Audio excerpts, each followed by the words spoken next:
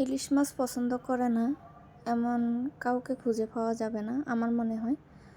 তো বাচ্চারাও পছন্দ করে, কিন্তু কাটার জন্য হয়তো নিজেরা খেতে পারে না, একটু কাটা বেশি। তো আমরা মায়েরা সেটাও চেষ্টা করি ওদেরকে খাওয়ানোর জন্য। কিন্তু এমন একটা মাছ এটা, যেটার দাম এত বেশি অথচ সবারই পছন্দের একটা মাছ। অনেকে খেতে পারে না কিনে, সে সামর্থ্য থাকে না। আবার যে যার সামর্থ্য অনুযায়ী কিনে খাওয়ার চেষ্টা করে।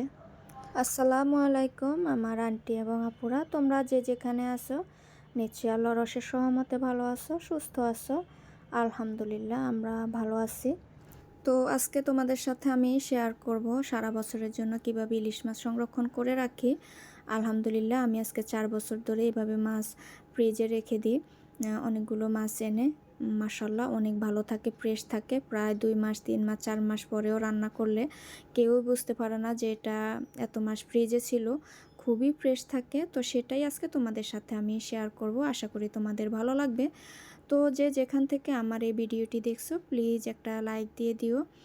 আর যে আপু আন্টি ভাইয়ারা আমার এই ওবি আসিফ মাদার লাইফস্টাইল ব্লগে আজই প্রথম, তোমাদের যদি ভালো লেগে থাকে তোমরা আমার পাশে থেকে যেতে পারো একটা সাবস্ক্রাইব করে। তো যাই হোক, এখন আমি সকালে একটু নাস্তা খাচ্ছি। এখন প্রায় 9:45টার মতো বাজে। আমি ফ্ল্যাটে যাব, ফ্ল্যাট থেকে ফোন দিছে যে ওই যে তার আগের ব্লগে আমি দিয়েছি, তোমরা অনেকেই দেখছো যে কিচেন হুডটা নিয়েছে নামিয়ে ফেলছে, ওইটা এখন উপরে উঠাইছে। তো ওখান থেকে ফোন দিছে যে ম্যাডাম একটু আসেন, যে এটা ঠিক আছে কিনা একটু দেখে যান। তো সেজন্য একটু তাড়াহুড়ো করতেছি। আর এই দিক থেকে কিন্তু ওই যে মাছওয়ালা ভাই যিনি আমাকে মাছ দেন সব সময়, উনি ফোন দিছে যে আপা মাছ নিয়ে আসছি, ইলিশ মাছ নিয়ে আসছি, এবার এই বছর তো আপনি এখন ইলিশ মাছ নেন নাই, তো কি নিয়ে আসবো বাসায়? তো আমি আনার দরকার না, আমি আসতেছি, দেখে নিজের চোখে কেমন। তো একসাথে বের হয়ে গেলাম 10:15টার দিকে। আর ওবির স্কুল বন্ধ, ও ও ঘুমেই ছিল। ওকে ঘুম থেকে তুলে তারপর আমি বের হয়েছি, কারণ খালাও আসছে কাজ করতে, তো খালাকে রেখে ওবিও ঘরে ছিল। তো ওবির নাস্তাটা ওবি কিন্তু নিজেই রেডি করে নেবে। আলহামদুলিল্লাহ আমার ছেলেটা মাশাল্লাহ অনেক কিছু পারে, ওই দিক থেকে আমি লাকি। তো ওবি নাস্তা খেয়ে নেবে, তো ওর জন্য নাস্তার টেনশন করা লাগবে না। তো আমি একটু দেখতেছি, সব কিন্তু মাছ বিক্রি হয়ে গেছে। আসলে কি দেখো, অনেকে না সামর্থ্যের জন্য খেতে পারে না, কিন্তু এই ভাইটা নদীর সবচেয়ে বড় বড় যে মাছগুলো না উনি নিয়ে আসে, তো 1 ঘন্টার ভিতরে কিন্তু বিক্রি হয়ে যায়। হ্যাঁ, এই যে ইলিশ মাছগুলো উনি মাত্র আধা ঘন্টা হয়েছে আনছে, তো আমাকে 10টা মাছ দিছে, বাকিগুলো আমি যাওয়ার আগে কিন্তু বিক্রি হয়ে গেছে। আবার আনলে পরে আবার আমাকে দিবে। তো যাই হোক, আমি মাছগুলো উনি যে করতেছে, মাপতেছে আর কি। তো উনি বাসায়, আমি বলছি আপনি বাসায় নিয়ে যান, আমার ওবি বাসায় আছে।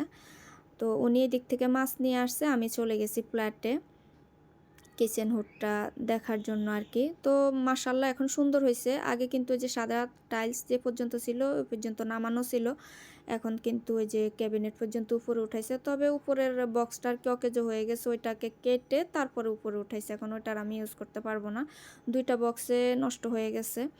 তো অসুবিধা না, এখন কিছু তো করার নাই, কিচেন হুডটা লাগাইতেই হবে। তো যাই হোক, এই কিচেন হুডটা কিন্তু আমার অনেক পছন্দের, এটা নতুন মডেল। পুরনো তো অনেক ছিল, একটু কম দামে। তো যেটা আমার কাছে ভালো লাগছে ওইটাই নিছি, দাম একটু বেশি হইলো। তো এটার আরেকটা প্লাস পয়েন্ট আছে, এটা আমার ভালো লাগছে যে ওই যে কিচেন হুড 15 দিনে 1 মাসে খুলে খুলে পরিষ্কার করতে হয়, এটা কিন্তু আমার হাত দিয়ে পরিষ্কার করা লাগবে না, এটা অটোমেটিক পরিষ্কার হয়ে যাবে, সেই অপশনটা দেওয়া আছে এখানে। তো এই ভাইটা আমাকে, আমি বলছি যে এটা অন করছেন আপনারা? তো না ম্যাডাম এখনও তো করি না। তো আমার সামনে অন করতেছে, করে আমাকে দেখাইছে। তো এই যে যে নিচের যে চিকন দাগটা আছে না, এই 2 পাশে কিন্তু কস্টিপ দিয়ে মারা আছে। এটা যখন আমি কিচেন হুডটা চালু করব, মানে ব্যবহার করার জন্য, তখন এটা ফাঁকা হয়ে যাবে আর কি। তো এভাবে আর কি এটা করে। তো উনি আমাকে সব কিছু দেখাইতেছে। তো এখানে অনেকক্ষণ ছিলাম, অনেক দেরি হয়ে গেছে, প্রায় কয়টা বাজে, 11:30 12টার মতো বেজে গেছে। তারপর আমি বাসায় গেছি। তো বাসায় যাওয়ার পরে মাছগুলো সংরক্ষণ করতে করতে এতটা লেট হয়ে গেছে, মানে আমার রান্না বান্না পর্যন্ত হয় না। ওই যে আসলে তো নিজের হাতে সব কিছু করা লাগে, বাইরের ঘর সব কিছু সামলাইতে হয়। মানে খাওয়া দাওয়া তেমনভাবে সুন্দরভাবে করতে পারি না। তো কোনোভাবে আজকে দুপুরটা কিন্তু আমি কাটাইছি, সেভাবে রান্না করতে পারি না। কারণ আমার পৌনে ২টা বাজে গেছে এই মাছগুলো ঠিক করতে, করতে।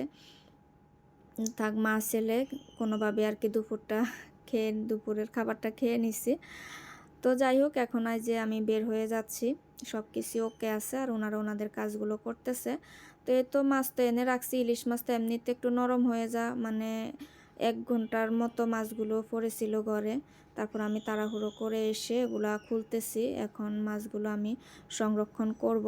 তো তোমরা এভাবে করতে পারো। আসলে অনেকে অনেকভাবে সংরক্ষণ করে। হয়তো সেভাবে ভালো থাকে এজন্যই করে। তো ওই যে আমি বললাম আমি ৪ বছর ধরে এভাবে মাছগুলো সংরক্ষণ করি। মাশাআল্লাহ আলহামদুলিল্লাহ খুবই ভালো থাকে। আমি যদি মানে আমার কোনো আত্মীয়স্বজন আসলে যদি ৩ মাস পর ৪ মাস পরও আমি একটা মাছ নামাই রান্না করি বা ভাজি করি, মানে বোঝাই যায় না যে এটা এত মাস ছিল। উনারা বলে যে আমি এই মাছ এই সময় কই পাইছি, যে ইলিশ মাছ মানে এতটা ফ্রেশ থাকে আরকি।